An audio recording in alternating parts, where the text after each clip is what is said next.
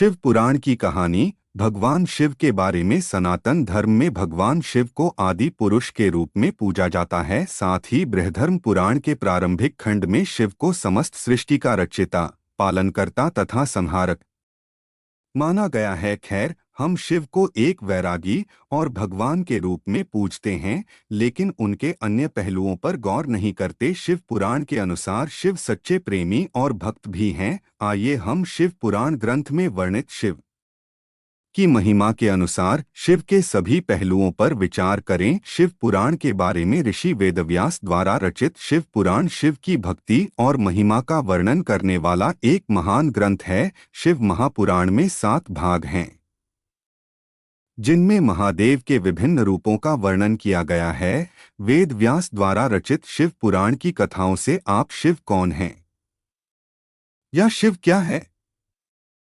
ऐसे ही सवालों के जवाब आप जान सकते हैं। हम शिव पुराण की शिक्षाओं का उपयोग अपने जीवन को बेहतर बनाने और अच्छे गुणों से भरकर खुशी से जीने के लिए कर सकते हैं। शिव महापुराण हमें महादेव के रहस्यों को प्रकट करने का कार्य करता है, जिनके उत्तर हमारे देखने और हमारे जीवन जीने के तरीके को बदल सकते हैं। शिव पुराण के अनुसार जब आप शिव के बारे में जानेंगे तो आपको अपना आध्यात्मिक ज्ञान छोटा लगेगा। शिव पुराण के अनुसार भगवान शिव की पूजा विधि और उनके मंत्र हमें भगवान के करीब लाने का काम करते हैं। महाशिव पुराण में भी भगवान शिव के परम भक्तों से जुड़ी कथाओं का उल्लेख मिलता है। कुल मिलाकर शिव पुराण के माध्यम से हम भगवान शिव के उस रूप को देख सकते हैं जो आज तक हमारे लिए अदृश्य या अनकहा है। शिव पुराण के अनुसार शिव कौन है?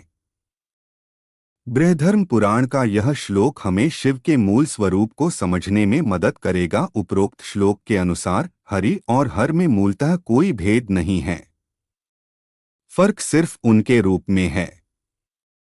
जिस तरह एक अभिनेता नाटक में अलग अलग रूप धारण करता है, लेकिन वास्तव में वह वही रहता है जो वह है।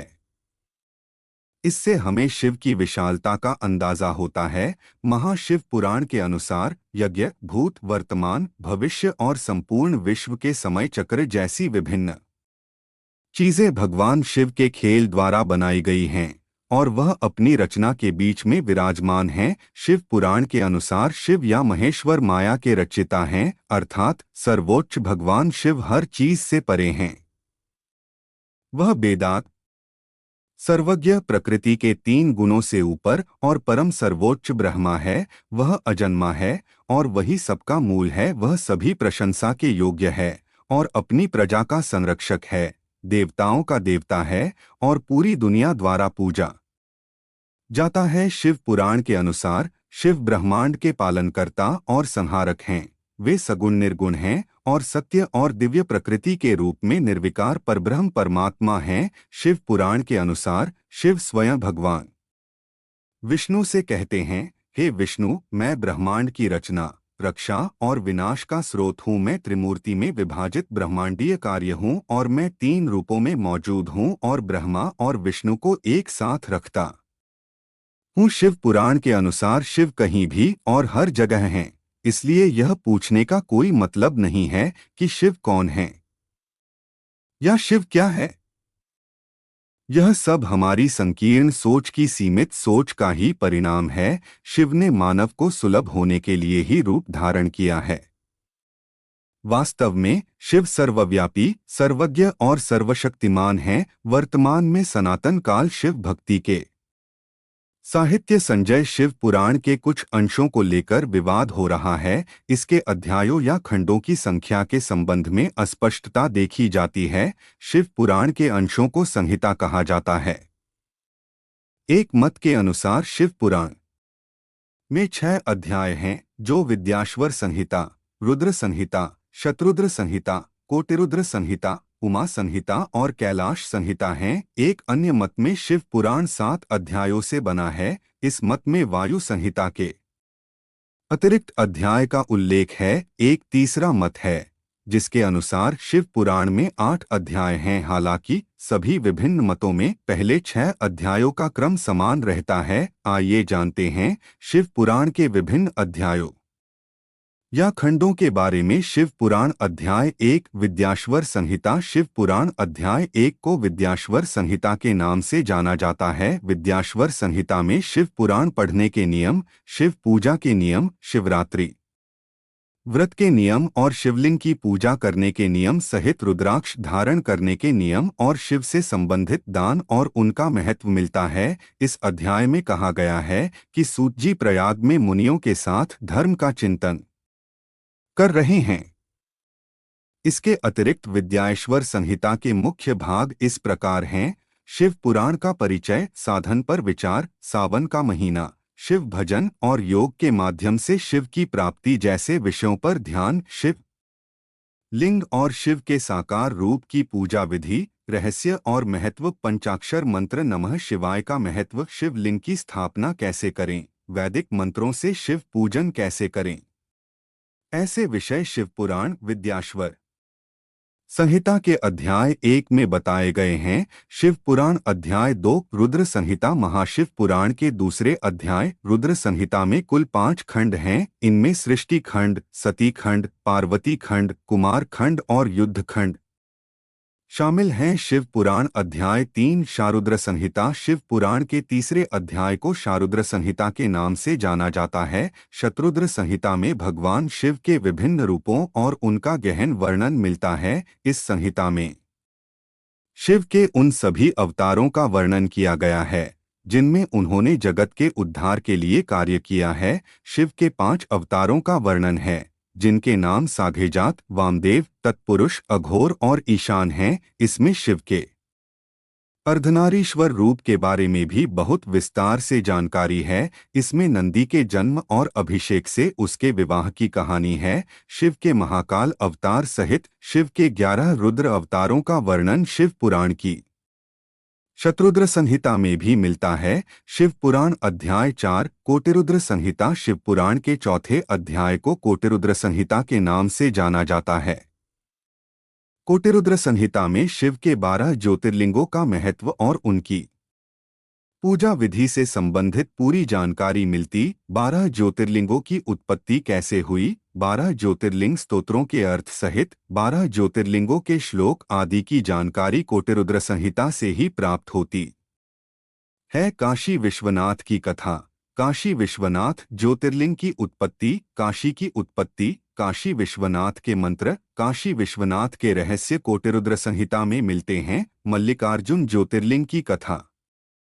मल्लिकार्जुन का अर्थ और मल्लिकार्जुन ज्योतिर्लिंग की पूजा कैसे करें जैसी जानकारी भी शिव पुराण के कोटिरुद्र संहिता भाग में मिलती है। महाकाल ज्योतिर्लिंग की कथा। महाकाल ज्योतिर्लिंग का अर्थ, महाकाल के जन्म की कथा का उल्लेख देव व्यास के शिव पुराण में भी मिलता है। केदारनाथ ज्योतिर्लिंग, भीमाशंकर ज्योतिर्लिंग, त्र्यंबकेश्वर ज्योतिर्लिंग, ओकारेश्वर ज्योतिर्लिंग, रामेश्वर ज्योतिर्लिंग, घुष्मेश्वर ज्योतिर्लिंग, नागेश्वर ज्योतिर्लिंग और वैद्यनाथ ज्योतिर्लिंग सहित अन्य सभी 12 ज्योतिर्लिंगों की उत्पत्ति से जुड़ी कथा भी हमें कोटिरुद्र संहिता से उपलब्ध है। भगवान शंकर की आराधना से विष्णु को डोट सुदर्शन चक्र प्राप्त होने की कथा का भी उल्लेख मिलता है। कोटिरुद्र संहिता में भगवान विष्णु द्वारा शिव पूजा के लिए पढ़े जाने वाले शिव सहस्रनाम के सूत्र, विधि और लाभ की जानकारी भी मिलती है। इसमें भगवान शिव को प्रसन्न करने के लिए व्रत और मंत्रों की जानकारी भी दी गई है। साथ ही कोटिरुद्र संहिता में भी शिवरात्रि व्रत की विधि और शिवरात्रि की महिमा का उल्लेख है। शिव पुराण अध्याय 5 उमा संहिता। उमा संहिता भगवान शिव की भक्ति और पूजा के फल के बारे में जानकारी देती है। शिव पुराण उमा संहिता के अध्याय 5 में पाप और पुण्य से संबंधित प्रश्नों के उत्तर दिए गए हैं। शिव पुराण में माता उमा के प्रकट होने और शुंभ निशुंभ के वध की विस्तृत कथा भी उपलब्ध है। साथ ही स्वर्ग की प्राप्ति के लिए व्यक्ति को कर्म कैसे करने चाहिए और दान पुण्य से संबंधित सभी उपाय, ये विभिन्न विवरण उमा संहिता से हैं। उमा संहिता में पापों को दूर करने और गलतियों के पश्चाताप के उपायों का भी उल्लेख है।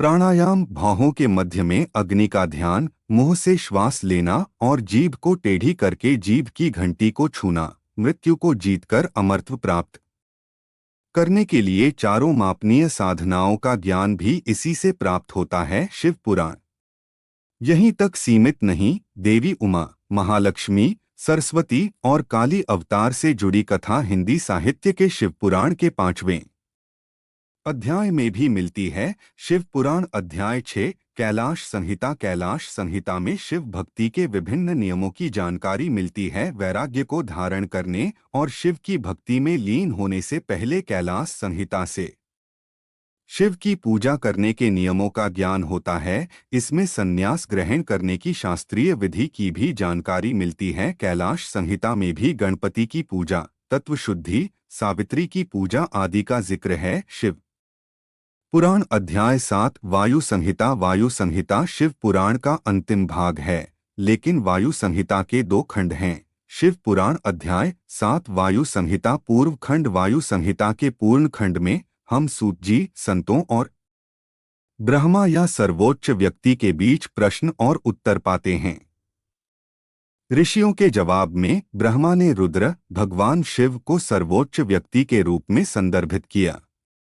इसके अलावा वायु संहिता के इस खंड में हमें अर्धनारीश्वर के भजन और स्रोत और मां दुर्गा द्वारा शुंभ निशुंभ के वध की कहानी भी देखने को मिलती है। शिव पुराण अध्याय 7 वायु संहिता उत्तर खंड। वायु संहिता के इस खंड में वायुदेव सूत जी और अन्य ऋषियों के प्रश्नों के उत्तर देते हैं। शिव पुराण भाग 7 वायु संहिता उत्तर खंड में उपमन्यु द्वार श्री कृष्ण को पाशुपत अस्त्र का वर्णन मिलता है। इसमें माता शिव के उमा ब्रह्मा रूप की सर्वव्यापकता का भी वर्णन है। शिव पुराण के इस भाग में शिव के व्रत, हवन और हवन यज्ञ से जुड़ी जानकारियां भी मिलती हैं।